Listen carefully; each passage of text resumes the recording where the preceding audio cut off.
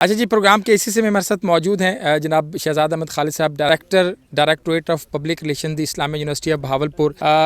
اس میں ہم بات کر رہے ہیں کہ یہاں پر جو ریسرچ ہو رہی ہے وہ ہم عام فارمر تک میڈیا کے تھرو جو ہے اس کو پھیلا رہے ہوتے ہیں۔ سر بہت شکریہ آپ کے وقت کا۔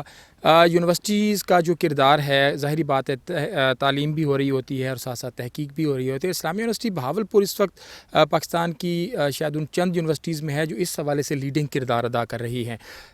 کیسے دیکھتے ہیں آپ اس ریسرچ کو، اور جب یہ فارمرز تک پہنچ رہی ہوگی تو پھر یقیناً جس طرح کپاس کے حوالے سے اسلامیہ یونیورسٹی میں پاکستان میں فارمرز کو جو ہے وہ بڑی سپورٹ دی ہے کپاس کے بیج کے حوالے سے، تو اس انٹر کراپنگ کو کیسے دیکھتے ہیں؟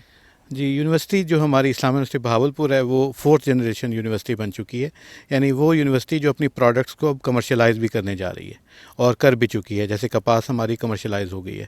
تو انٹر کراپنگ ایسی ٹیکنیک ہے جو کہ ہماری فوڈ سیکیورٹی کے لحاظ سے فیوچر کے لیے بہت اہم ہے پاکستان کے لیے۔ اس میں پھر یہ کہ چائنیز یونیورسٹی سے بھی ہمارا ایک رابطہ ہے، اشتراک ہے کہ ایک ہی جگہ پہ جو ہے وہ مخلوط کاشت کی جائے فصلوں کی اور زیادہ پیداوار سامنے آئے اور ملک کو جو ہے وہ زرعی خود کفالت بھی ملے اور فوڈ سیکیورٹی بھی ملے۔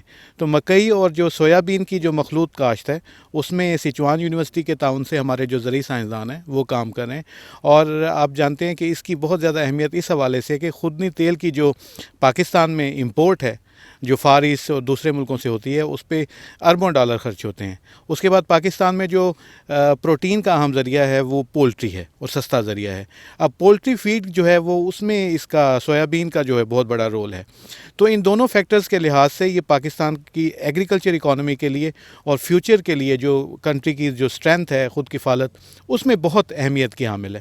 تو الحمدللہ ہمارے جو سائنسدان ہیں، vice chancellor engineer professor doctor Athar Mahboob کے ویژن کے مطابق، جو کہ ان کا ہمیشہ یہ خیال رہتا ہے اور ان کی جو ہے ایڈوائز رہتی ہے کہ اب جو ریسرچ ہو وہ قومی امنگوں اور ترجیحات اور ضرورتوں کے مطابق ہو۔ تو ہمارے سائنسدان بالکل انہی لائنز پر چل رہے ہیں، اور یہ جو ہماری پہلا ہم نے تجربہ کیا تھا مکئی اور سویابین کا، اب دوسری فصلوں کی بھی جو ہے وہ یہ تجربات ہو رہے ہیں، اور یہ بہت حوصلہ افزا ہیں۔ وفاقی اور صوبائی حکومت کے جو متعلقہ زرعی محکمے ہیں اور دیگر جو پرائیویٹ سیکٹر ہے وہ بھی ان میں گہری دلچسپی لے رہا ہے۔